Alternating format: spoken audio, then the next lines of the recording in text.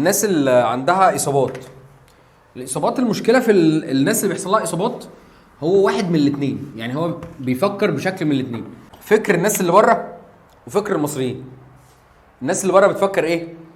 انا حصل لي اصابه فهقلل اكلي لان انا ايه؟ انا خايف اتخن، انا جسمي فلوسي. يعني مثلا قليل لما حد يتصاب بره ويرجع يلاقيه تخين. عندنا بياكلوا اكتر، فالمشكله ايه؟ بيضرب اكتر فيرجع تخين اكتر. العلم بقى بيتجه ناحيه الكلام بتاعهم هم، ان هو الناس اللي ايه بتخاف تاكل. انا بعمل اكتيفيتي معينه، فانا ايه باخد اكل معين، فلو قللت الاكتيفيتي يبقى ايه اقل الاكل.